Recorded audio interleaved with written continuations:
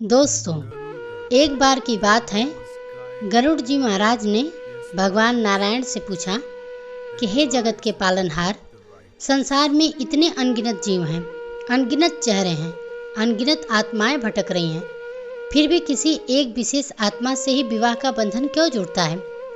वह अजनबी जो कभी देखा तक नहीं, अचानक जीवन का सबसे निकटतम हिस्सा कैसे बन जाता है? क्या यह सब महज संयोग है या कोई गहरा रहस्य छिपा है? क्या यह प्यार की इच्छा है, परिवार की पसंद है या कुछ और? तब भगवान विष्णु मुस्कुराए और बोले, हे गरुड़, तुम्हारा प्रश्न उचित है। मनुष्य सोचता है कि वह अपनी पसंद से विवाह करता है, लेकिन असल में यह कर्मों का ऋणानुबंध होता है, एक पुराना कर्मों का हिसाब किताब जो पिछले जन्मों से चला आ रहा है। सुनो, जब कोई जीव मृत्यु के बाद यमलोक की यात्रा करता है तो उसके कर्मों का लेखा जोखा किया जाता है। फिर जब वह आत्मा पुनः धरती पर जन्म लेने के लिए गर्भ में प्रवेश करती है तो छठी रात को विधाता, जो मेरे ही नियमों से कार्य करता है, उसके ललाट पर 3 अटल रेखाएं अंकित करता है। ये रेखाएं ललाट रेखा कहलाती हैं और ये 3 बातें कभी नहीं बदलती। पहली, उसकी मृत्यु का समय, कब और कैसे उसका देहांत होगा। दूसरी, उसके माता पिता यानी कि किस घर में वह जन्म लेगा। तीसरी, उसका जीवन साथी यानी कि किस आत्मा से उसका विवाह होगा। इसलिए कहते हैं कि जोड़ियां स्वर्ग में ही बनती हैं, लेकिन हिसाब यमलोक में लिखा जाता है। ये तीनों बातें इसलिए अटल हैं क्योंकि ये कर्मों की गहराई से जुड़ी हुई हैं। ये रेखाएं जीव के अगले पिछले जन्मों के कर्म स्वयं लिखते हैं। जैसे कोई व्यक्ति अपने कर्मों से अपना भाग्य खुद रचता है, वैसे ही जोड़े नहीं बनाए जाते, बल्कि कर्मों से स्वतः बन जाते हैं। अगर कोई सोचता है कि भगवान ऊपर बैठकर लॉटरी निकालते हैं, इसकी शादी उससे करा दो, तो वह गलत है। ईश्वर न्याय प्रिय है, वह कर्मों के आधार पर ही सब तय करता है। तब गरुड़ जी ने आगे पूछा कि हे नारायण, यह जोड़ा कैसे बनता है? क्या पिछले जन्म का कोई हिसाब किताब इसमें शामिल होता है? यदि हाँ, तो वह हिसाब क्या है? और विवाह ही क्यों, कोई अन्य बंधन क्यों नहीं? तब भगवान विष्णु बोले, हे गरुड़, यह सब पिछले जन्मों के हिसाब किताब से जुड़ा हुआ है। इसे ऋणानुबंध कहते हैं। ऋण का अर्थ है कर्ज और अनुबंध का अर्थ है बंधन, यानी पिछले जन्मों का वह कर्ज जो चुकाया नहीं गया, वह बंधन बनकर अगले जन्म में प्रकट होता है। कल्पना करो गरुड़, पिछले जन्म में तुमने किसी आत्मा से कोई गहरा लेन देन किया हो सकता है तुमने उससे पैसे उधार लिए हो और लौटाए नहीं हो सकता है तुमने उसे धोखा दिया हो, उसकी भावनाओं के साथ खेला या फिर उसकी सेवा ली पर बदले में कुछ नहीं दिया, या फिर उल्टा किसी ने तुम्हें सताया, तुम्हारे साथ अन्याय किया। जब मृत्यु होती है तो शरीर तो यहाँ राख बन जाता है, लेकिन वह भावनात्मक खाता, वह कर्मों का सूक्ष्म हिसाब आत्मा के साथ चिपककर साथ चलता है। प्रकृति का नियम अटल है, हर एक्शन का रिएक्शन होता ही है, कोई कर्ज माफ नहीं होता। इसलिए अगले जन्म में प्रकृति उन 2 आत्माओं को ऐसी परिस्थितियों में लाकर खड़ा कर देती है जहां वे एक दूसरे से अलग नहीं हो सकते, और वह परिस्थिति है विवाह का बंधन। क्यों? क्योंकि विवाह संसार का सबसे मजबूत, सबसे निकटतम रिश्ता है। इसमें 2 लोग एक ही छत के नीचे रहते हैं, एक ही कमरे में रहते हैं, एक ही थाली में खाते हैं, सुख दुख बांटते हैं, दैनिक जीवन में हर पल एक दूसरे के संपर्क में रहते हैं। कर्ज चुकाने, हिसाब बराबर करने के लिए इससे बेहतर कोई मंच नहीं हो सकता। उदाहरण समझिए गरुड़, मान लो पिछले जन्म में तुम एक धनी व्यक्ति थे और तुमने किसी गरीब की जमीन हड़प ली। वह गरीब मरते वक्त तुम्हारे लिए नफरत से भरा था। अगले जन्म में वह तुम्हारा जीवन साथी बनकर आएगा और तुम्हारा सारा धन उसकी बीमारियों में या तो खर्चों में चला जाएगा। या यदि तुम किसी की भावनाओं को ठेस पहुंचाते हो तो वह भावनात्मक पीड़ा बनकर लौटेगा। यह सब प्रकृति का न्याय है, न कि संयोग। गरुड़ जी ने आगे पूछा कि हे प्रभु, 7 फेरे की रस्में क्यों? अग्नि के चारों ओर क्यों घूमते हैं? क्या यह केवल एक परंपरा है या इसके पीछे कोई और गहरा अर्थ है? और अग्नि ही क्यों, पानी, हवा या अन्य तत्व क्यों नहीं? भगवान विष्णु बोले, गरुड़, अब जो मैं तुम्हें बताने जा रहा हूँ वो सुनकर मनुष्य की नींद उड़ जाएगी। हे गरुड़, 7 फेरे कोई साधारण परंपरा नहीं है, यह एक गहन आध्यात्मिक अनुबंध है। हमारे वेदों में अग्नि को सबसे बड़ा साक्षी और शुद्धकर्ता माना गया है। अग्नि वह माध्यम है जो मनुष्यों के प्रतिज्ञाओं को देवताओं तक पहुंचाती है। अग्नि कर्मों को जलाती है, शुद्ध करती है और नई शुरुआत का प्रतीक है। पानी बहता है, हवा उड़ती है, लेकिन अग्नि स्थिर जलती है और सब कुछ परखती है। जब दुल्हा दुल्हन अग्नि के चारों ओर 7 फेरे लेते हैं तो वे असल में उस ब्रह्मांडी अग्नि, उस कॉस्मिक फायर के सामने कसम खा रहे होते हैं। वे प्रतिज्ञा करते हैं कि हम अपने पिछले जन्मों के सारे अधूरे, जले हुए, पके हुए कर्मों को इस जन्म में एक साथ मिलकर निपटाएंगे। ये 7 फेरे शरीर के 7 चक्रों, मूलाधार से सहस्त्रार तक और अस्तित्व के 7 तलों तक बंधन है। यह कोई रस्म नहीं, यह एक रूहानी हथकड़ी है। दोनों इसे अपने मर्जी से पहनते हैं, लेकिन इसकी चाबी मेरे पास नहीं, समय के पास होती है। जब कर्म पूरा हो जाता है तभी यह बंधन खुलता है। कल्पना करो गरुड़, अगर कोई जोड़ा 7 फेरों में झूठ बोलता है या मन से नहीं मानता तो वह अग्नि उस झूठ को जला देती है और जीवन में दुख बढ़ेंगे। लेकिन यदि सच्चे मन से लेते हैं तो अग्नि उन्हें आशीर्वाद देती है। गरुड़ जी ने फिर पूछा कि हे प्रभु, विवाह कितने प्रकार के होते हैं? हम कैसे समझेंगे कि हमारा बंधन किस प्रकार का है? क्या सभी विवाह दुखी होते हैं या सुखी भी? भगवान विष्णु बोले, हे गरुड़, गरुड़ पुराण और कर्म सिद्धांत के अनुसार विवाह मुख्य रूप से 4 प्रकार के होते हैं, जो पिछले कर्मों पर आधारित हैं। तुम अपने जीवन या आसपास के लोगों को देखकर तुरंत समझ जाओगे कि कौन सा प्रकार है। मैं प्रत्येक को उदाहरण सहित समझाने का प्रयास करता हूँ। पहला प्रकार है शत्रु विवाह या बदले का सौदा। यह सबसे भयानक और दर्दनाक होता है। पिछले जन्म में वह व्यक्ति तुम्हारा जानी दुश्मन था या तुमने उसके साथ घोर अन्याय किया, जैसे कि हत्या, विश्वासघात या गहरा धोखा। उस समय वह कमजोर था, मुकाबला नहीं कर पाया। मरते वक्त उसके मन में तुम्हारे लिए नफरत और बदले की आग थी। वही आग, वही वाइब्रेशन उसे अगले जन्म में तुम्हारे जीवन में खींच लाती है। अब वह तुम्हारा पति या पत्नी बनकर आता है। घर में कोई प्रेम नहीं, बस झगड़े, ताने, नीचा दिखाना, शारीरिक या मानसिक हिंसा। तुम सोचते हो मेरी किस्मत खराब है, मैंने तो उसका कभी बुरा ही नहीं किया। लेकिन सच यह है कि पिछले जन्म का हिसाब चल रहा है। वह तुम्हारे बेडरूम में बैठकर तुम्हारे साथ रहकर वह सारा बदला लेगा, तुम्हें रुलाएगा, तड़पाएगा। यह तब तक चलेगा जब तक उसकी पुरानी गांठ नहीं खुल जाती। तुम सोचते हो कि मेरी किस्मत खराब है, मैंने तो इसका कभी बुरा नहीं किया। लेकिन सच यह है कि पिछले जन्म का हिसाब चल रहा था। कई बार अत्याचार और पीड़ा के पीछे पुराने कर्मों का संकेत माना जाता है, लेकिन यह हिंसा को सही नहीं ठहराता। दूसरा प्रकार होता है कर्जदार विवाह। यह पैसों और संसाधनों के इर्द गिर्द घूमता है। पिछले जन्म में तुमने उसका धन हड़पा, आर्थिक नुकसान पहुंचाया या उधार लिया और नहीं लौटाया। अब वह ब्याज सहित वसूलने आता है। एक साथी दिन रात मेहनत करता है, पैसों को कमाता है, लेकिन दूसरा हमेशा बीमार रहता है, खर्चीला होता है या सब उड़ा देता है। सारा कमाया हुआ उसकी बीमारियों, शौकों या गलतियों में चला जाता है।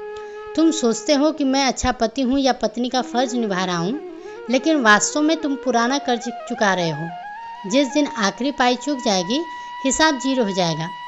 तो या तो वह सुधर जाएगा या तुम्हारा जीवन से चला जाएगा, तलाक या मृत्यु से, क्योंकि प्रयोजन पूरा हो गया। एक मेहनती पुरुष की शादी एक ऐसी महिला से जो लग्जरीज की शौकीन है और सारा पैसा उड़ा देती है, वह पिछले जन्म का हड़पा हुआ धन वापस ले रही है। तीसरा प्रकार होता है विवाह का, वह होता है उदासीन विवाह। यह वह शादियां हैं जहाँ न बहुत प्यार होता है न बहुत नफरत। पिछले जन्म में तुम्हारा उस आत्मा से बस थोड़ा सा लेना देना बाकी था और कोई छोटी मोटी रस्म, कोई मामूली कर्ज, कोई गहरा हिसाब नहीं। इसलिए प्रकृति तुम्हें मिला देती है ताकि वह औपचारिकता पूरी हो सके। पति अपने काम में व्यस्त, पत्नी अपनी दुनिया में मस्त। दोनों साथ रहते हैं, बच्चे पैदा करते हैं, जिम्मेदारियां निभाते हैं, लेकिन कोई गहरा आत्मिक कलेक्शन नहीं होता है। ऐसा लगता है जैसे 2 अजनबी एक ट्रेन के डिब्बे में सफ़र कर रहे हों। एक बार हिसाब पूरा तो वे अपने अपने रास्ते चले जाते हैं, बिना किसी बड़े दुख या सुख के। कई व्यवस्थित विवाह यहाँ जोड़ा सामान्य जीवन जीता है, लेकिन कभी गहरा बंधन महसूस नहीं करता। चौथा प्रकार विवाह का, वह होता है पुण्य अनुबंध। यह बहुत ही दुर्लभ है गरुड़। पिछले जन्म में दोनों आत्माओं ने एक दूसरे का साथ दिया था। भक्ति में, सेवा में, आध्यात्मिक उन्नति में वे सुलझी हुई आत्माएं होती हैं। इस जन्म में वे मिलते हैं तो एक दूसरे के लिए ढाल बनकर खड़े रहते हैं, कभी नीचे गिरने नहीं देते। सच्चा प्रेम, शांति, समर्पण। लेकिन कलयुग में ऐसे रिश्ते 1000 में से एक ही होते हैं, क्योंकि ज़्यादातर आत्माएं कर्मों के बोझ से दबी होती हैं। उदाहरण के लिए समझो, वे जोड़े जो जीवन की हर चुनौती में एक दूसरे का सहारा बनते हैं और आध्यात्मिक रूप से आगे बढ़ते हैं। तब गरुड़ जी ने पूछा कि हे भगवान नारायण, यदि कोई अवैध संबंध बन जाता है, शादी के बाद तीसरा व्यक्ति अगर बीच में आ जाता है, तो क्या यह केवल चरित्र की कमजोरी है या इसके पीछे और भी कोई कार्मिक गणित है, और क्या इसे सही ठहराया जा सकता है? भगवान विष्णु बोले, हे गरुड़, यह एक संवेदनशील विषय है, लेकिन सत्य जानना आवश्यक है। अवैध संबंध, अफेयर्स केवल चरित्र की कमजोरी नहीं है, इसके पीछे की कार्मिक गणित है। कभी कभी तुम्हारा डेरा अनुबंध केवल एक व्यक्ति से पूरा नहीं होता। मान लो पिछले जन्म में तुम्हारे 2 विवाह हुए थे, या किसी अन्य से गहरा भावनात्मक जुड़ाव था जो अचानक टूट गया। वह आत्मा भी अपना हिसाब मांगने के लिए भटक रही है। इस जन्म में तुम्हारी शादी तो प्रारब्ध के अनुसार किसी और से हो गई, लेकिन वह पुरानी आत्मा, पुराना प्रेमी या प्रेमिका जब दस्तक देती है तो आकर्षण इतना तीव्र होता है कि खुद को रोक नहीं पाते। यह अधूरे कर्ज की पुकार है। लेकिन सुनो, गरुड़ पुराण इसे सही नहीं ठहराता। यह एक परीक्षा है।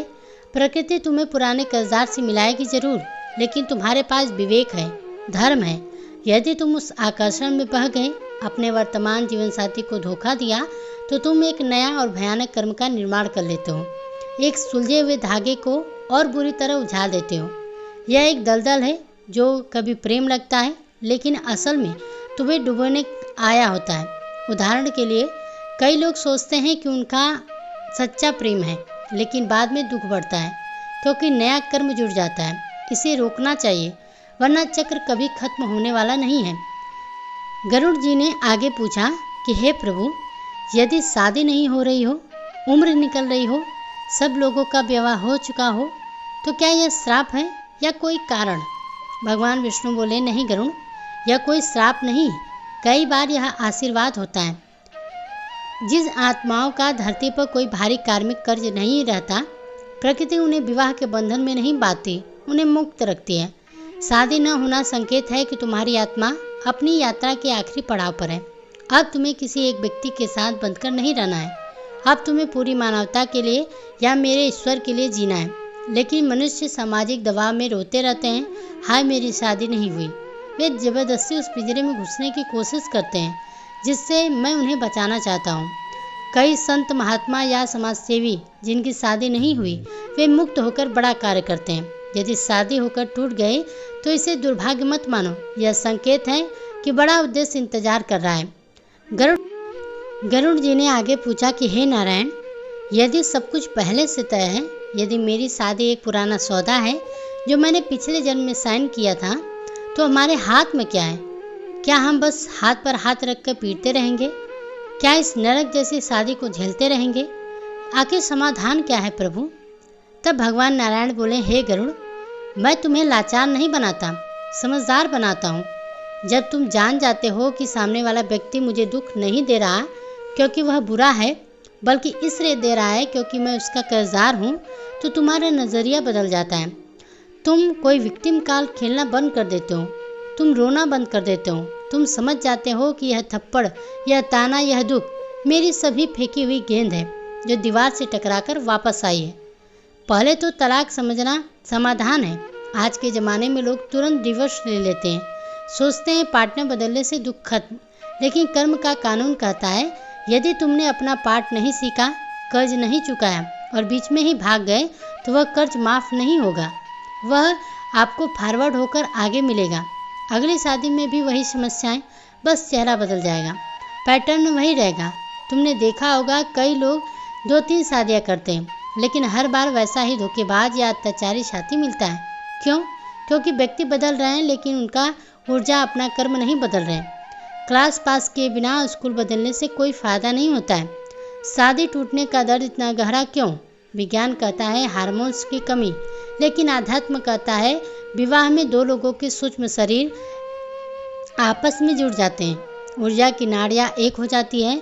अलगाव वैसा जैसे कि दो जुड़ी हुई चीज़ों को जबरदस्ती फाड़ना। वह दर्द आत्मा का घाव है जो कोई जन्म लगाकर भरता है। इसलिए बुजुर्ग कहते थे, रिश्ता जोड़ना आसान है, निभाना और तोड़ना दोनों कठिन। सच्चा साधन क्या है? साक्षी भाव और क्षमा। यह सुनने में साधारण लगता है, लेकिन सबसे मुश्किल है। जिसने तुम्हारा जीवन बर्बाद किया उसे दिल से माफ़ करो, उसे दुआ देना। अहंकार कहता है मैं बदला लूँगा, लेकिन बदला मतलब नया चक्र शुरू। यदि तुम कोर्ट में घसीटोगे, दुख दोगे, तो अगले जन्म में फिर बदला। सिलसिला कभी खत्म नहीं होगा। रात को जब जीवन साथी सो जाए, उसके शांत चेहरे को देखो, मन ही मन कहो, मैं नहीं जानता हमारा पिछला हिसाब क्या था। हो सकता है मैंने तुम्हें बहुत सताया, उसके लिए मुझे माफ़ कर दो। तुमने इस जन्म में जो दुख दिए हैं, मैंने तुम्हें माफ़ किया। मैं इस ऋणानुबंध से तुम्हें आज़ाद करता हूँ और खुद को भी। हमारा लेना देना पूरा हुआ। यह भावना रोज भेजो, चमत्कार होगा। सामने वही आत्मा को शांति मिलेगी। बिना लड़ाई, बिना शब्दों के उसके व्यवहार में बदलाव आ जाएगा। या वह सुधरेगा और प्रेम से रहेगा, या तो शांतिपूर्ण तरीके से अलग होगा, लेकिन करवाहट के बिना, मुक्ति के साथ। गरुड़ जी ने पूछा कि हे प्रभु, बच्चे कैसे आते हैं? क्या विवाह की वाइब्रेशन उससे जुड़ी है? और गर्भ संस्कार क्या है? भगवान विष्णु बोले, हाँ गरुड़, गर्भ संस्कार एक गहरा रहस्य है। लोग सोचते हैं कि बच्चा उनका है, लेकिन शास्त्र कहते हैं कि पति पत्नी की चेतना वाइब्रेशन से ही आत्मा गर्भ में खींची जाती है। यदि तुम दोनों हमेशा लड़ते हो, मन में काम वासना, लालच, गुस्सा भरा है, तो शास्त्रों के अनुसार माता पिता की ऊर्जा जैसी होती है, वैसे ही आत्मा आकर्षित होती है। तो वह बच्चा बड़ा होकर दुख देगा, वृद्धाश्रम में छोड़ देगा। तुम कहोगे मेरा बेटा श्रवण कुमार क्यों नहीं, लेकिन कैसे बनेगा? तुमने तो रावण जैसी फ्रीक्वेंसी रखी थी। यदि प्रेम, समर्पण, शांति है तो पुण्य आत्मा आती है। इसलिए शादी संस्कार कॉन्ट्रैक्ट नहीं। शादी से पहले कुंडली मिलाते हैं, लेकिन आज सिर्फ गुण मिलाते हैं, कर्मों को नहीं। असली मिलान तब तक होता है जब दोनों संकल्प लें, हम एक दूसरे की आध्यात्मिक उन्नति में सहायक बनेंगे। गरुड़ जी ने पूछा कि हे प्रभु, क्या प्रारब्ध को बदला जा सकता है? क्या कोई उपाय है? तब भगवान विष्णु बोले, पूरी तरह नहीं, लेकिन हल्का जरूर किया जा सकता है। जैसे किस्मत में पत्थर से चोट लिखी हो तो टाल नहीं सकते, लेकिन संभल कर चलो। जूते पहनो तो चुभेगा नहीं। दान और सेवा अगर आप करते हो तो आपके वैवाहिक क्लेश हैं। शुक्र और गुरु ग्रह पीड़ित हैं। कन्या विवाह कराओ, गरीब जोड़ों की मदद करो, दूसरों के घर को बसाओ तो प्रकृति तुम्हारा बचाएगी। जो देते हो वही मिलता है। यदि चुगली करोगे, आग लगाओगे, तो तुम्हारे घर में भी शांति नहीं रहेगी। गृहस्थ जीवन सबसे बड़ा तप है। सन्यासी बनकर जंगल जाना आसान है, लेकिन घर में रोग किचकिच में धैर्य रखना, गुस्सा पीना, भला सोचना, यह हिमालय की तरह तपस्या से भी कठिन है। यदि गलत व्यक्ति से शादी हुई है तो इसे परीक्षा मानो। ईश्वर ने कठिन पेपर दिया है, क्योंकि तुम होनहार हो। साक्षी बनो। चिल्लाए तो रिएक्ट मत करो। आप जब करो, नाटक दुख देना बंद कर देगा। शादी करने वालों के लिए बाहरी सुंदरता या बैंक बैलेंस मत देखो कि उसकी मौजूदगी में शांत महसूस करते हो, वह तुम्हें बेहतर बनाती है। शादी से पहले प्रार्थना करो कि हे प्रभु, मेरे जीवन में उसी को भेजो जब मेरी आत्मा का साथी बने, न कि बेड़ी। गरुड़, कोई रिश्ता हमेशा नहीं, हम मुसाफिर हैं। सराय में मिले इस जीवन को नफरत से बर्बाद मत करो। जीवन साथी कर्मों का आईना है। आईना तोड़ने से क्या? चेहरा साफ रखो, कर्म सुधारो, सेवा करो, नाम जप करो, साथ ही पुण्य कमाओ, बुरे कर्म कम होंगे। ये परीक्षा होती है। अगर इंसान बह गया तो नया कर्म और बड़ा दुख बन जाता है। अगर आप मानते हैं कि ये सब सच है तो कमेंट में लिखिए जय श्री हरि नारायण, और वीडियो को दूसरों के साथ शेयर भी कीजिए।